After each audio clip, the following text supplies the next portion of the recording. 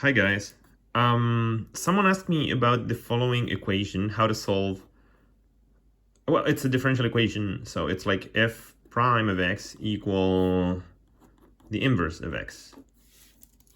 So I was thinking about this equation, and actually I came up with an answer. I was like trying to solve. Like I was trying to, trying to come up with the answer actually, and unfortunately, I'm not home, so I don't have enough paper, but let me see if I can find here any I don't have a blank piece of paper. Oh,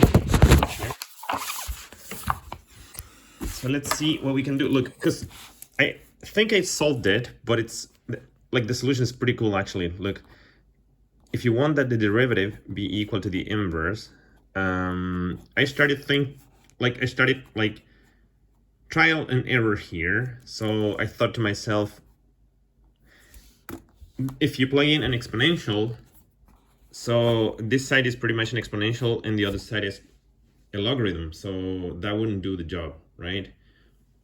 And so typically what you would do is a monomial. So you try out the following monomial. So you want your f of x be of the form a coefficient alpha and then x power beta, right? So that's a monomial actually. And you plug it in here, look, and actually it's super nice actually, because the derivative of this thing is exactly alpha beta x power beta minus 1.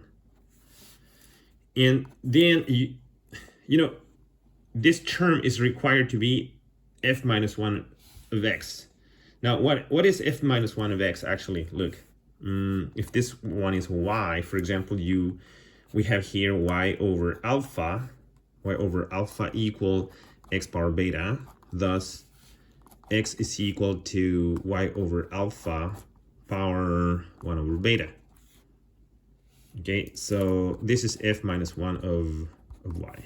Okay, so f minus 1 of x would be x over alpha power 1 over beta, but that is the same as 1 over alpha power 1 over beta times x power 1 over beta down there. So you solve here for x and for alpha and for beta by comparison. So on the one hand, you compare actually here the exponent. So you need beta minus 1 to be equal to 1 over beta down there. Now, see what happens here. This is equivalent to beta squared minus beta, and then minus 1 equal to 0. And beta is hence the golden ratio actually. This is b, so minus b, plus minus the square root of b squared, which is 1, minus 4ac, so plus 4 divided by 2. So beta is 1 plus or minus square root of 5 divided by 2. So beta actually is the golden ratio. All right, so now we come back to the equation actually, and we compare the coefficient. So alpha times beta, on the other hand, alpha times beta must be equal to 1 over alpha power 1 over beta. So 1 over alpha here, 1 over beta. Now beta is known, right? Because we just computed it. It's the golden ratio actually. And then, sorry, like I said, I'm not home, so my hand is shaking because I'm holding the phone with one hand here and trying to write with the other hand down there. So anyway, alpha, if you pull that one on the other side there and merge, the power 1 here and the power 1 over beta together, you get alpha power 1 plus 1 over beta equal to 1 over beta. There you have it. Thus, is that right? Did we do the right thing?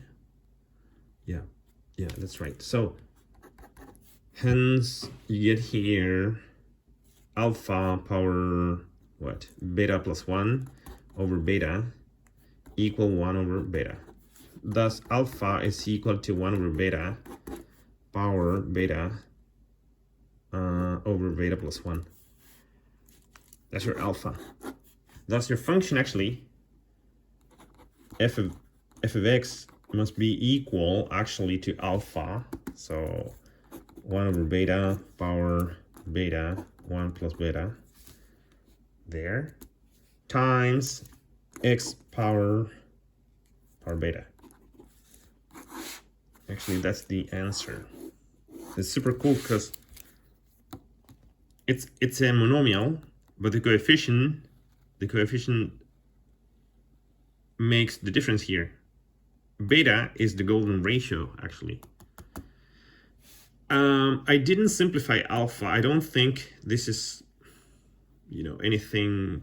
It's not a special quantity, or like, you're not gonna simplify this thing to 3 or 4 or any integer number or real number for that matter, like a simple thing or pi or anything. So I think that's the answer. I believe that's actually the answer. All right, guys, thank you so much. See you very soon when I'm back home. Bye-bye.